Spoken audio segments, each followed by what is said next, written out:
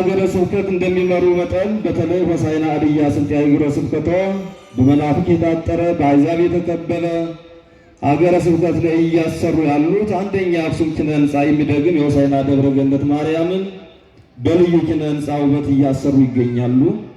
ሁለተኛ በአሕዛብ የተከበበውን ሀገረ ስብከት መምህራን፣ ዲያቆናት፣ ካህናት በገጠሪቷ ቤተ ክርስቲያን ተደራሽ እንዲሆን የካህናት ማሰልጠኛ ኮሌጅ እያሰሩ ይገኛሉ። የሁለት ታላላቅ አህጉረ ስብከት ሐዋርያዊ አገልግሎት ሳይገድበው የብርሃናት ዓለም ጴጥሮስ ወጳውሎስና ቅዱስ ገብርኤል አብያተ ክርስቲያናት ሰበካ ጉባኤ አስተዳደር ጽሕፈት ቤት እና ልማት ኮሚቴ ካህናት፣ ዲያቆናት፣ ሰንበት ትምህርት ቤት፣ መዘምራን፣ ምዕመናት ጥሪ አክብረው የቤተ ክርስቲያናችን ራስ አገዝ ልማት የመሰረተ እብን በዛሬው ዕለት ባርከው አስቀምጠውልናልና እንኳን ደስ አላችሁ ምዕመናን። ብፁዕ አባታችን ሆይ መንፈሳዊ ልጆትን ኅዳር 26 ቀን ባርከው መመሪያ ሰጥተው ከተመደብኩ ጀምሮ ሰበካ ጉባኤውን ልማት ኮሚቴውን በማበረታታት ከካህናቱ ጋር በመነጋገር ምዕመናኑን በማስተባበር እየተሰሩ ያሉና በእቅድ የተያዙትን እኔ ከመምጣቴ በፊት እየተሰሩ ያሉና በእቅድ የተያዙትን ሪፖርት እንዳቀር ብፁዕ አባታችን ይፈቅዱልኝ አሁን በድጋሚ እጠይቃለሁ። የብርሃናት ዓለም ጴጥሮስ ወጳውሎስና ቅዱስ ገብርኤል አብያተ ክርስቲያናት እንደሚታወቀው ደብራችን የ118 ዓመት ዕድሜ ባለጸጋ ቢሆንም እንደ አዲስ አበባ አድባራትና ገዳማት ያለማ በልማት ወደኋላ የቀረ በመሆኑ የደብሩ ሰበካ ጉባኤ አስተዳደር ጽሕፈት ቤት ይህንን በመገንዘብ 54000 ካሬ ሜትር ስፋት ያለው ሲሆን በዚህ ላይ በቦታው ላይ ለ50 ዓመት የሚያገለግል ማስተር ፕላን አሰርቶ በአዲስ አበባ ሀገረ ስብከት አጸድቆ ከ10 እስከ 15 ዓመት ለመተግበር የአጭር ጊዜ፣ መካከለኛ ጊዜ፣ የረዥም ጊዜ እቅድ አውጥቶ ሰበካ ጉባኤውና ልማት ኮሚቴው ወደ ስራ ገብቷል። በዚህም መሰረት የተሰሩትን በዝርዝር አቀርባለሁ። አንደኛ፣ ከዚህ ቀደም እንደሚታወቀው ደብሩ መጠለያ የሌለው በመሆኑ በጎ አድራጊ በማፈላለግ በሰበካ ጉባኤውና በልማት ኮሚቴው ጥረት በሁለት ግለሰቦች በጎ አድራጊዎች ሰበካ ጉባኤውና ልማት ኮሚቴው በማስተባበር 35 ሜትር ርዝመት ያለው ደረጃውን የጠበቀ 12.5 ሚሊዮን ብር የፈጀ መጠለያ አሰርተን በአገልግሎት ላይ ይገኛል። ሁለት፣ ደብሩ ቀብር በስፋት የሚፈጸምበት እንደመሆኑ የቦታ እጥረት ገጥሞን ይህንን የደብሩ ሰበካ ጉባኤ ከልማት ኮሚቴው ጋር በመነጋገር በዘመናዊ መልኩ ከ8 ሚሊዮን ብር በላይ ወጪ በማድረግ አሰርተን በቅርቡ ስራ ይጀምራል። 3 ደብሩ ጥንታዊ እንደመሆኑ መጠን ይሄንም ባለ ክርስትና ቤት እና ደጀ ሰላም የለውም። ይህንንም የሰበካ ጉባኤውና ልማት ኮሚቴው በጎ አድራጊ በማፈላለግ ከ27 ሚሊዮን ብር በላይ የሚፈጅ ክርስትና ቤትና ደጀ ሰላም እንዲሁም ለሌላ አገልግሎት የሚውል ባለ 4 ወለል ሕንፃ እየተሰራ ይገኛል። 4 ደወል ቤት እንዲሁ አንድ በጎ አድራጊ ከቤተሰቦቹ ጋር በመሆን አሰርቻ አስረክባለሁ በማለት ወደ ስራ ገብቶ እየሰራ ይገኛል። 5 የሰበካ ጉባኤ የ2 ቀን ስልጠና ተሰጥቷል። 6 የካህናት ኮርስ እየተሰጠ ይገኛል። የአጭር ጊዜ እቅዶች፣ አንደኛ፣ ደብራችን እንደሚታወቀው የ18 ዓመት ዕድሜ በለጸጋ ያለው እንደመሆኑ መጠን ቅርሶች ስላሉት እነኚህን ቅርሶች የምናስቀምጥበት ዕቃ ቤት ደብሩን የሚመጥን የለንም። ይህንንም ከዚህ ቀደም ለረዥም ዓመታት ደብሩን በምክትል ሊቀመንበርነት ሲያገለግሉ የቆዩት በኩረ ሰላም ካሳዬ ተገኝ ደረጃውን የጠበቀ ዕቃ ቤት ባለ 2 ወለል ሕንፃ ገንብተው ሊያስረክቡን ቃል ገብተው በዝግጅት ላይ ይገኛሉ። 2 እንዲሁም እንግዶች ጳጳሳት ሲመጡ ማረፊያ የለውም። ይህንንም የአፍሪካ ወርቅ ቤት ባለቤቶች ሰርተው ሊያስረክቡ ቃል ገብተውልን በዝግጅት ላይ ስራውን ሊጀምሩ ይገኛሉ።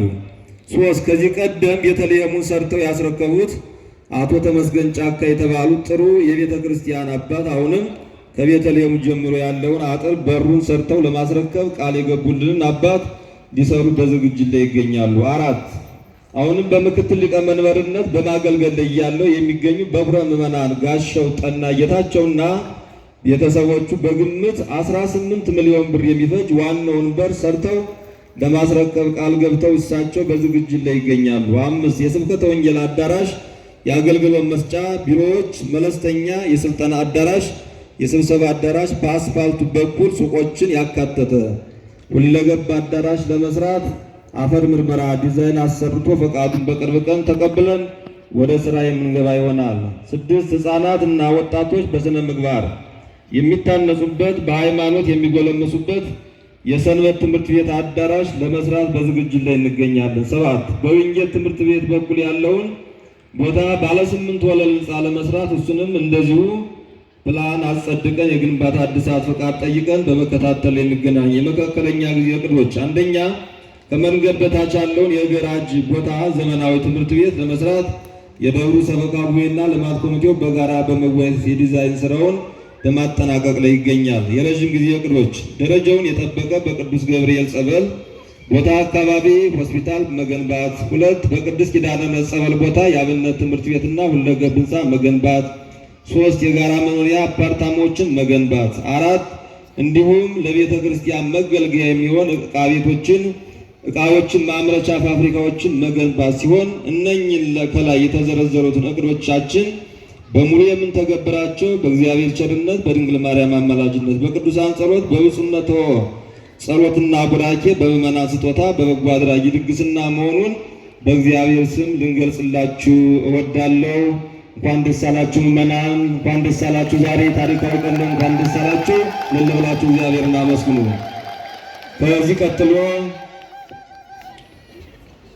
ክቡር መልአከ ምሕረት ቆሞስ አባ ገብረ መድኅን ንጉሴ ብፁዕ አባታችንን እንዲጋብዙልኝ በትህትና ጠይቃለሁ።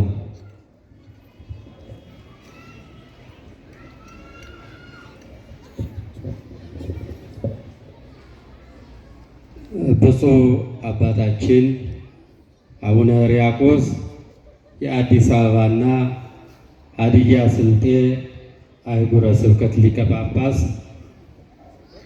የአዲስ አበባ የሰባቱም ቤተ እምነቶች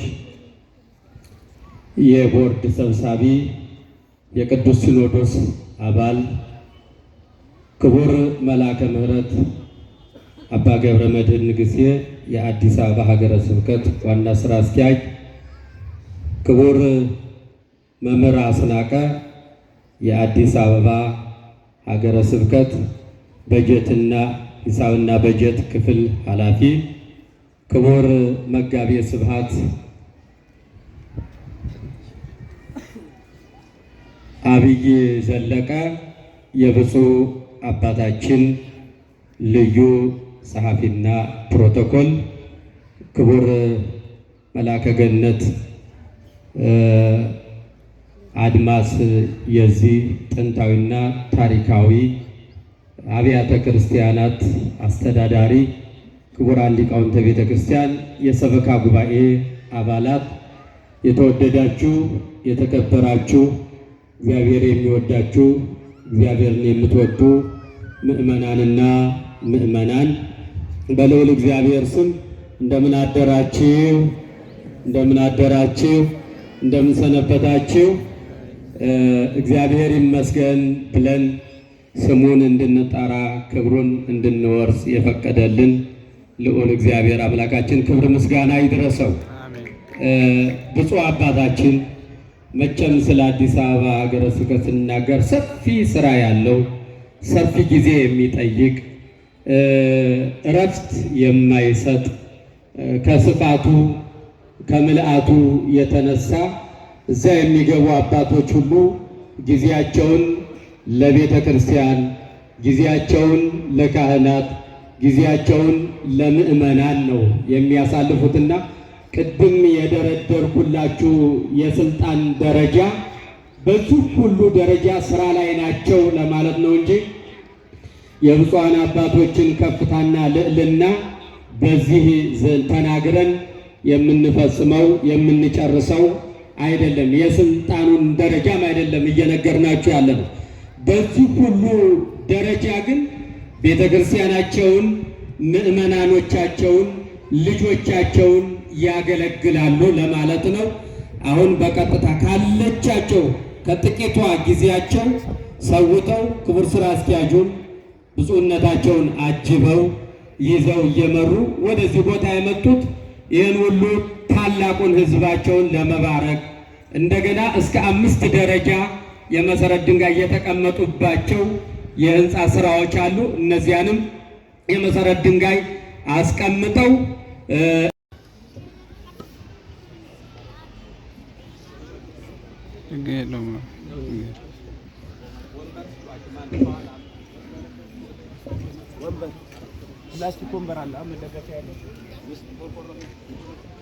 ትፈቅድኑ ትህየው ልትድን ትወዳለህን? የዮሐንስ ወንጌል ምዕራፍ 5 ቁጥር 6።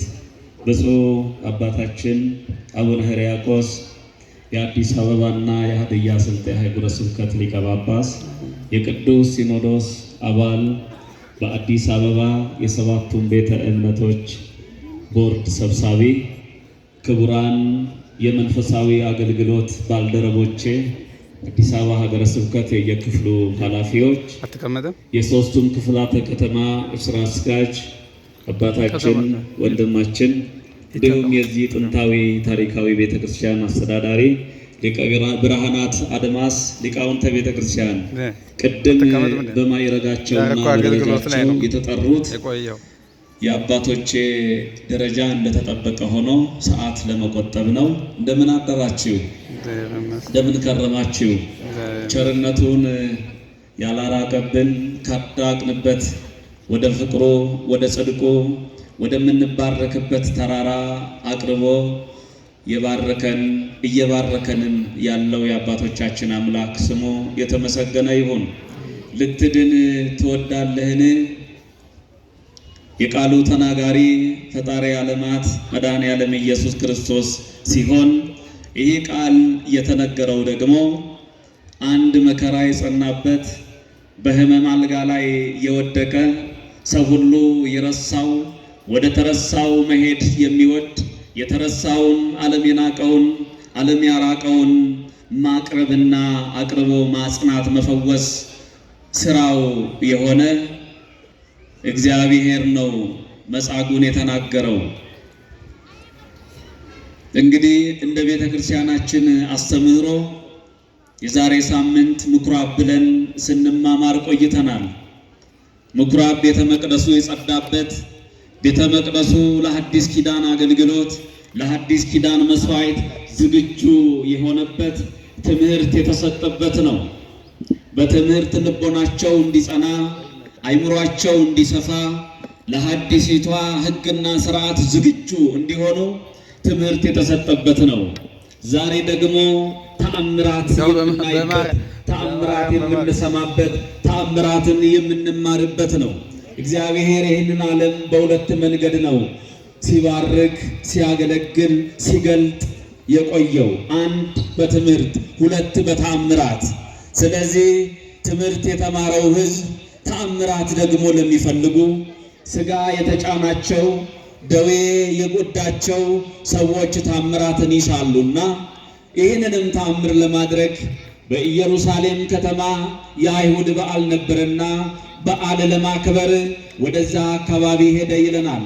በዓሉን በሚያከብርበት ሰዓት በዛ አካባቢ ሲሄድ አንድ ሰው የረሳው ብቸኛ የሆነ መጻጉዕን እንዳገኘው ይነግረናል ቅዱስ ቃሉ። መጻጉዕ ማለት ሕመምተኛ ማለት ነው፣ በሽተኛ ማለት ነው፣ በደዌ ዳኛ በአልጋ ቁራኛ የተያዘ ማለት ነው።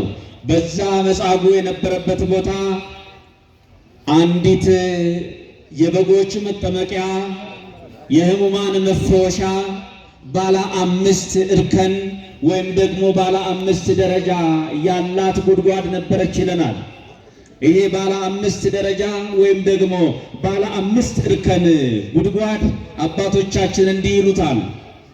ያ መጠመቂያ በጎች የሚታጠቡበት፣ ታጥበው ለኦሪቱ መስዋዕት የሚዘጋጁበት የሚቀርቡበት ስፍራ ነው ይላሉ። ጸጉሩ ያላረረ ቀንዱ ያልከረከረ ይላሉ አባቶቻችን።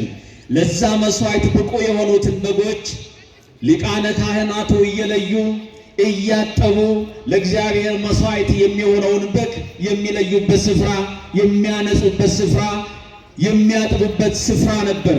በሌላ መልኩ አማኞቹ እውነተኞቹ የሐዲስ ኪዳን በጎቼ ብሎ እግዚአብሔር በዮሐንስ ወንጌል ምዕራፍ 21 ቁጥር 17 ላይ በጎቼን፣ ጠቦቶቼን፣ ግልገሎቼን ብሎ እኛን ለሶስት እርከን ለሶስት ደረጃ ከፍሎ በአባቶቻችን አስጠብቆን ነበርና አማናዊዎቹ በጎቹ እግዚአብሔር በአርአያውና በአምሳሉ የፈጠራቸው በጎቹ፣ የሞተላቸው በጎቹ፣ የተሰቀለላቸው በጎቹ ደግሞ ከደዌያቸው ከአምስቱ ደዌያት የሚፈወሱበት፣ የሚቀደሱበት፣ የሚነጹበት፣ ከሽባነታቸው የሚጠረጠሩበት፣ ከዕውርነታቸው የሚያዩበት፣ ከተድበለበሉበት በሽታቸው የሚፈወሱበት ስፍራ ነውና ይህንን ባለ 5 እርከን በጎች የሚታጠቡበት፣ እውነተኞቹ በጎች የሚቀደሱበት፣ ከበሽታቸው የሚፈወሱበት ነው ይላሉ አባቶቻችን። በሌላ መልኩ 5 እርከን የተባለው 5ቱ ብሔረ ኦሪት በሙሴ እጅ እግዚአብሔር ጽፎ ለዓለም መተዳደሪያ ደንባችሁ የምትመሩበት ሕጋችሁ ሥርዓታችሁ ይሄ ነው በእኔና በእናንተ መካከል ብሎ 5ቱ ብሔረ ኦሪት ነው ይላሉ። 5ቱ አዕማደ ምስጢር ነው ይላሉ። 5ቱ ጾታ ምዕመናን ነው ይላሉ አባቶቻችን። በብዙ ይተረጉማሉ፣ በብዙ ይተነትናሉ። በዚህ 5 መመላለሻ ያላት ጉድጓድ ውስጥ ምንድን ነው የሆነው? በሳምንት 1 ቀን በዕለተ ሰንበት፣ በኦሪቱ ሰንበት በቅዳሜ ዕለት የእግዚአብሔር መልአክ ተአምራትማ በአባቶቻችን ዘመን ቀረ። ብንታመም የምንፈወስበት፣ መሥዋዕት ብንሰዋ የሚያሳርግልን፣ እንባችን፣ ጸሎታችን፣ ድካማችን ሁሉ ከደመና በታች የሆነበት ዘመን ነው። ምን ተአምር አለ ብለው እግዚአብሔር ልጆቹ ተስፋ እንዳይቆርጡ በሳምንት 1 ቀን የእግዚአብሔርን መልአክ እየላከ ያችን ጉድጓድ ያናውጻት ነበረ። ያቺ ጉድጓድ የምትናወጸው የምትንቀሳቀሰው የእግዚአብሔር መልአክ ወርዶ መባረኩን ማሳያ ይሆን ዘንድ ነው፣ ያውቁ ዘንድ ነው። በዛም ሰዓት ቀድሞ የገባ ወደ ወንዙ የገባ ወደ ጉድጓዱ የገባ ይፈወስ ነበረ። 38 ዓመት ሙሉ በዛች ጉድጓድ አፋፍ ላይ ተኝቶ አስታዋሽ አጥቶ ሰው ሁሉ ረስቶት የገዛ አልጋው ላይ ተጣብቆ የቆየ ሰው ነበረ። በዛ ሲያልፍ ልትድን ትፈልጋለህን ብሎ ጥያቄ ነው የጠየቀው። እግዚአብሔር ሁላችንንም ይሄንን ጥያቄ ይጠይቀናል ዛሬ። እግዚአብሔር አስገድዶ የሚባርክ አይደለም፣ አስፈቅዶ የሚባርክ ነው። አስፈቅዶ ቀና ቀና ያደርጋል። አስፈቅዶ ከራቅንበት ያቀርበናል። ከቀረብን በኋላ ያጽናናል። እግዚአብሔር ሰው የለኝም አልቤየ ሰብ ዘያወርደኒ ውስተ ምጥማቃት፣ ወደዚህ ውሃ የእግዚአብሔር መልአክ ወርዶ ሲያናውጠው ወደዛ የሚወስደኝ የለም። ጌታ ሆይ አቅም ያለው ጉልበት ያለው ባለ ወገን ባለ ዘመድ ተሽቀዳድሞ ሲወርድ እኔ ሰው የለኝም ብለዋል። እግዚአብሔር በአጭሩ ምን አለው? አልጋህን ተሸከምና ተነስ፣ ተንቀሳቀስ፣ ተመላለስ፣ ዘምር፣ የተደረገልህን ውለታ ተናገር፣ መስክር አለው። ወዲያው 38 ዓመት ሙሉ የተጣበቀባት አልጋ የተሸከመችውን አልጋ ገልብጦ ተሸክሞ ለዝማሬ የተነሳ መመላለስ ጀመረ። ውለታውን መመስከር ጀመረ። የፈውሳችንን ቀን አናውቅም ወገኖች፣ ግን አናማር፣ አናልቅስ፣ ሰው የለንም አንበል፣ ረዳት የለንም አንበል። እግዚአብሔር ወደ ተረሱት፣ ሰው ወደ ሌላቸው፣ ወገን ወደ ሌላቸው ወደ ተረሱት ወገኖች አይኖቹ ያያል። ልቡም የተዘረጋ ነው፣ እጁም የተዘረጋ ነው። ደካማውን ለማንሳት የኔ ቢጤ ብለን የምንልቃቸው ልብስ ለብሰው እንዳይለምኑ አፍረው እንዳይቀመጡ ችግር ገፍቶ ከቤታቸው አስወጥቷቸው በመካከላችን የቆሙ እኛ የምናውቃቸው እነሱም የሚያውቁን ቀን አለ። ለተራበውም ቀን አለ፣ ለታመመውም ቀን አለ። አይኑን ጭልም ክድን ክፍት እያደረገ በየጸበሉ ስፍራ የእግዚአብሔርን የማዳን ቃል የሚጠባበቁ መክነው የሚጠባበቁ እድል ጠሞባቸው እንጀራቸው ላይ አሸዋ ተበትኖባቸው የሚያለቅሱ በቅዱሳት መካናት በገዳማት ሁሉ እየተመላለሱ የሚያነቡ ብዙ ምዕመናን አሉት እግዚአብሔር። ብዙ ልጆች አሉት እግዚአብሔር። ግን ቀን አለው። መጻጉዕን ማናሰበው?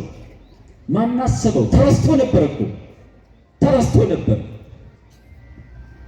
ሰው የረሳቸውን እግዚአብሔር የማይረሳቸው ወደ እነሱ የሚሄድ ፈጣሪ ያለና የኛም ቀን አለን። አልጋውን ተሸክሞ ተመላለስ። አንድ ነገር አለው፣ እተአብስ ዳግመ እምዝ ዘየአኪ ይርከብ፣ ከዚህ የከፋ እንዳያገኝ ዳግመኛ እንዳትበድል ብሎ ከፈወሰው በኋላ አስጠነቀቀው። ወደ መጨረሻው ልውሰዳችሁ። በዕለተ ሰንበት ለምን ተፈወሰው? እሱ ስለምን ፈወሰው? 38 ዓመት ሙሉ የተረሳው መጻጉዕ አጀንዳ ሆነ። ይገርመኛል። አንዳንዴ ገቢረ ተአምራት ሲደረግላችሁ ከላይ ስትጎበኙ በሰው ስትታጀቡ ጠላት ይቀናል። ለምን? ምን አግኝቶ ነው? እነማንን ተመክቶ ነው? ወዴት ሄዶ ነው ይሏቸዋል። እግዚአብሔር ከባረከ፣ እሱ ሞገስ ከሆነ፣ እሱ መንገዱን ከመራ ጠላት ለምን ይጨነቃል? ተጨነቁ። አጀንዳ አደረጉት። ያልጠየቁት ጸሐፍት ፈሪሳውያን አጀንዳ አደረጉት። ምስክር አድርገው ጠሩት። በዕለተ ሰንበት መደረግ የሌለበት መፈወስ የማይገባው ሰው ተፈወሰ። የሙሴ ሕግ ተሻረ አሉ። ከአምስቱ ብሔረ ኦሪት የሙሴ ሕግ ተሻረ። በዕለተ ሰንበት ሰው ተፈውሷል። ሰንበት እኮ ለሰው ነው የተፈጠረችው፣ ለቅድስና ስራ፣ ለመልካም ስራ፣ ለማስታረቅ፣ ሕሙማንን ለመፈወስ፣ የወደቀውን ለማንሳት፣ የሞተውን ለመቀበር ነው ሰንበት የተፈጠረችው። ይሄ ሚስጥር አልገባቸውም። አጀንዳ አደረጉ። የነገን ስለሚያውቅ የከፋ እንዳያገኝ ዳግመኛ እንዳትበድል ተባለ። ገፍተው ገፋፍተው ጉዳዩን አብስለው የዓለም አጀንዳ አድርገው ይሞት ዘንድ ግድ ነውና በዕለተ ዓርብ እሱንም አቆሙት። እንዴት በዕለተ ሰንበት እንደፈወሰ እንዴት እንዳዳነ ና መስክር ተባለ። መጻጉዕ በጥፊ ነው የመሰከረው። እጁን ዘርግቶ በጥፊ መታው። ከወደቀበት ያነሳውን አምላኩን እየተንቃቃ ነበር እግሩ የቆመው። 38 ዓመት ቀላል አይደለም። ስጋው አልቆ በገዛ ቆዳው ተሰፍቶ ነበረ።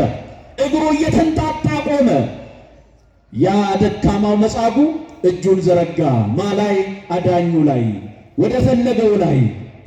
እሱ ውሃ ሲናወጽ ውሃውን ይጠብቅ ነበር። የውሃው ባለቤት ነበረ ፊቱ የቆመው። ሰው የለኝም ይል ነበረ። የዓለም ፈጣሪ የሰው ፈጣሪ ነበረ ፊቱ የቆመው። እሱ ላይ ጨከነ። ወዲያው እጁ ደረቀ። ወገኖቼ ባለውለታዎቻችሁን መቼም ቢሆን አትርሱ። ባለውለታዎቻችሁን ለመቆማችሁ ምክንያት የሆኑትን ምናልባት ከገጠሪቱ አካባቢ የመጣችሁ ካላችሁ እንጨት ሽረው እየተራቡ አብልተው እየተራቆቱ አልብሰው እነሱ ሳይማሩ እናንተን አስተምረው ለዚህ ማዕረግ፣ ለዚህ ክብር፣ ለዚህ ደረጃ ያበቋችሁን ወላጆቻችሁን አትርሱ። እናንተ ላይ ኢንቨስት ያደረጉትን መምህሮቻችሁን አትርሱ። አባቶቻችሁን አትርሱ። የሰበሰበቻችሁን ተዋህዶን አትርሱ። የሰበሰበችን ቅድስቷን ምድር ኢትዮጵያን አትርሱ። ውለታ የሚረሳ ውለታን የሚዘነጋ ቅጣት አለው። ቅጣቱ እንደ መጻጉዕ የሚዘረጋ እጅ ላይሆን ይችላል። ስውር እጅ አለው እግዚአብሔር። የዛሬ ሳምንት ቤተ መቅደሱ የጸዳበትን ጅራፍ ታያላችሁ፣ ታስተውላላችሁ። የተማራችሁትን ትምህርት ያ ጅራፍ እኮ አልተሰቀለም። ያ ጅራፍ እኮ አላረጀም አለ። ያ ጅራፍ በስውር እየገረፈን ነው። የተዘረጋው የመጻጉዕ እጅም ዛሬ በስውር አለ። ወደ ክፋት የምንዘረጋ ውለታን የምንረሳ ከሆነ እግዚአብሔር ዝም አይልም ማለት ነው። ልትድን ትወዳለህን ነው ያለው እግዚአብሔር። ስለዚህ ብዙ ነገር ይፈልጋል። ልትድኑ ትፈልጋላችሁን ይለናል እግዚአብሔር። ለምን? የተኛንበት አልጋ የኃጢአት አልጋ ነው። ይቺ አልጋ ዓለም ነች። የመጻጉዕ አልጋ ላይ ያልወደቀ ማን አለ? ማን አለ? በዘረኝነቱ አልጋ ላይ፣ በመከፋፈሉ አልጋ ላይ እኔ እበልጥ እከሌ ያንስ እያልን የተኛንበት የወደቅንበት አልጋ እንድንሸከመው ይፈልጋል። እንድንሸከመው ገልብጦ ነው የተሸከመው። ዕዳ በደሉን እግዚአብሔር ሰርዞለት ዕዳ በደል የሆነበትን ሕመሙን መከራውን የተሸከመው መጻጉዕ ዛሬ በሽታ የሆነብን አንድ ሆነን እንዳናገለግል አንድ ሆነን መስዋዕት እንዳናሳርግ የአባቶቻችን መስዋዕት የተቀበለ ያሳረገ ያሸተተ እግዚአብሔር እንዳያሸትልን ደዌ የሆነብንን በሽታ የሆነብንን እንድንፈወስ ልትድኑ ትፈልጋላችሁን ይለናል። እግዚአብሔር የመረጣችሁ የቀደሳችሁ ለጽድቁ የመረጣችሁ ቆማችኋል። መቆማችሁ መምጣታችሁ ለመፈወስ ፈቃድ ነው። ፈቃድ ነው። ለመፈወስ ፈቃደኛ ሆናችሁ ነው የመጣችሁት። መጻጉዕን የፈወሰ ይፈውሰን። መጻጉዕን ያበረታ ያበርታን። በመካከላችን እግዚአብሔር ልትድኑ ትፈልጋላችሁ ይለናል። ማንን አቁሞ? ብፁዓን አበው አባቶቻችን የአምልኮ ስፍራዎቻችንን እየቀደሱ እየባረኩ በኃጢአት ብንወድቅ በንስሐ እያነሱ ከእግዚአብሔር ጋር የሚያገናኙንን ቆሞሳቱን፣ ካህናቱን፣ ሊቃውንቱን በአንብሮተ እድ የሚሾሙልን ብፁዓን አበው አባቶቻችን መካከላችን አሉ። ቆሞሳቱ አሉ፣ ካህናቱ አሉ፣ ሊቃውንቱ አሉ። በእነኛ አማካኝነት ልትድኑ ትፈልጋላችሁን? ከታመማችሁበት ኃጢአት ልትፈወሱ ትፈልጋላችሁን? ይለናል። እግዚአብሔር አምላካችን ይፈውሰን። ልትድን ትፈልጋለህን? ይለናል። እግዚአብሔር ሁላችንንም ያድነን። ከዚህ በመቀጠል ከከተማው አገልግሎት ይልቅ የገጠሪቷ ቤተ ክርስቲያን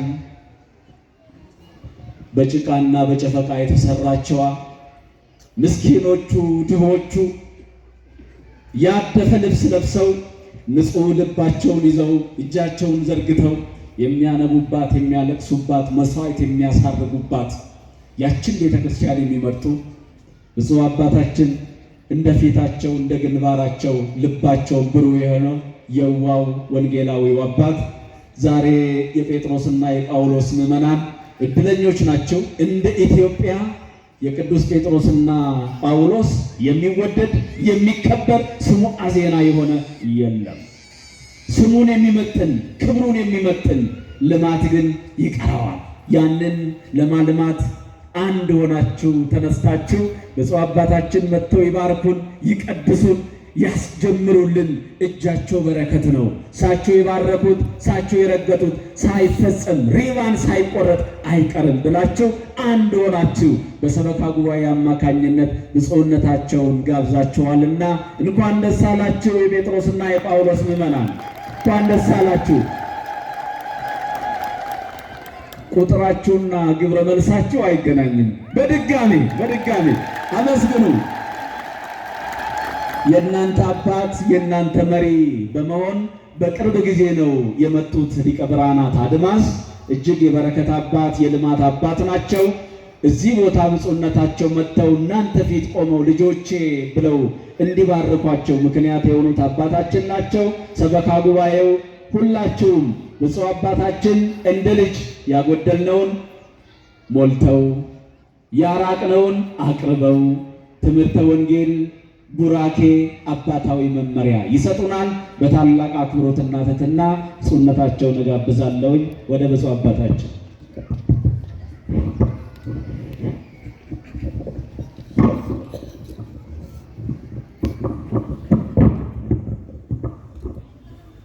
በስመ አብ ወወልድ ወመንፈስ ቅዱስ አሐዱ አምላክ አሜን። እንደምን አደራችሁ? እግዚአብሔር አምላካችን ስሙ የተመሰገነ ይሁን። አድማጭ በጠፋበት ተናጋሪ በበዛበት በዚህ ዘመን ቁጭ ብላችሁ ቃሉን ስለሰማችሁ እናመሰግናችኋለን። እግዚአብሔር ይባርካችሁ። መልእክቱ ተላልፏል። ትምህርቱ ተሰጥቷል። ሪፖርቱ ቀርቧል።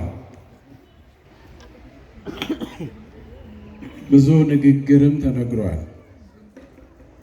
ተናገሩ ብትሉን ከዚህ በኋላ 1 ሰዓትም 2 ሰዓትም መናገር ይቻላል። ነገር ግን መልእክቱ በሚገባ ስለተላለፈ ይበቃናል። የሰማነውን ለሕይወት ያድርግልን። የእግዚአብሔር ቸርነት ከሁላችን ጋር ይሁን። የጅማሬ ባለቤት ቅዱስ አምላካችን እግዚአብሔር ስራችሁን ያስፈጽምላችሁ። አቡነ ዘበሰማያት እንበል።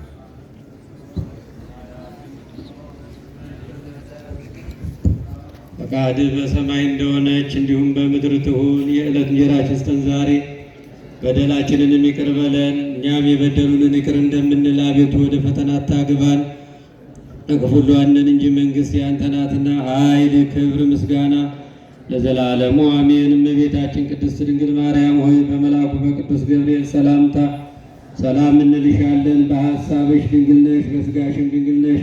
የአሸናፊ እግዚአብሔር እናት ሆይ ሰላምታ ላንቺ ይገባሻል። ከሴቶች ሁሉ ተለይተሽ አንቺ የተባረክሽ ነሽ፣ የማኅፀንሽ ፍሬ ቡሩክ ነው። ጸጋን የተመላሽ ክብርት ሆይ ደስ ይበልሽ፣ ልዑል እግዚአብሔር ከአንቺ ጋር ነውና ከተወደደው ልጅሽ ከጌታችን ከመድኃኒታችን ከኢየሱስ ክርስቶስ ዘንድ ይቅርታና ምሕረትን ለምኝልን ኃጢአታችንን ያስተሰርይልን ዘንድ ለዘላለሙ አሜን።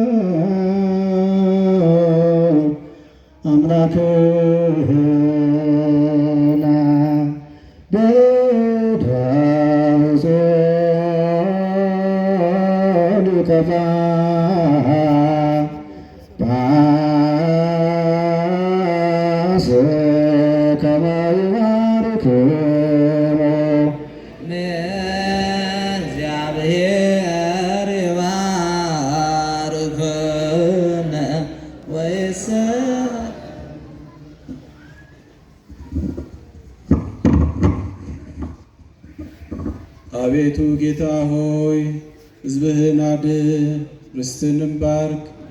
አቤቱ ጌታ ሆይ ሕዝብህን አድን፣ ርስትህንም ባርክ። ጌታ ሆይ ሕዝብህን አድን፣ ርስትህንም ባርክ። ጠብቃቸው፣ እስከ ዘላለሙ ከፍ ከፍም አድርጋቸው።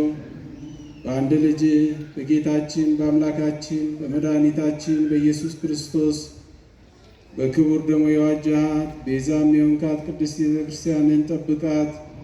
ለነገሥታትና ለመኳንንት ንጹሕ ለሆነ ሕዝብ ማደሪያ ትሆን ዘንድ የጠራሃት ወደዚሽ ቅድስት ቤተ ክርስቲያን መጥታችሁ ተሰብስባችሁ የጸለያችሁ የጌታችን የመድኃኒታችን የኢየሱስ ክርስቶስን ቅዱስ ሥጋውን ክቡር ደሙን የተቀበላችሁ በማወቅ ወይም ባለማወቅ የሠራችሁትን ኃጢአታችሁን ሁሉ ይቅር ይበላችሁ። ሥጋ መለኮት ስለሚባል ሥጋው የሕግና የሥርዓት ደም ስለሚሆን ደሙ የአሸናፊ እግዚአብሔር ልጅ በድንጋሌ ሥጋ በድንጋሌ ሕሊና አጥንት የምትሆን የማርያም ልጅ ኢየሱስ ክርስቶስ ባለፈው ይቅር ይበላችሁ፣ በሚመጣው የሚጠብቃችሁ 12 ጊዜ ዚኦ መሐረነ ክርስቶስ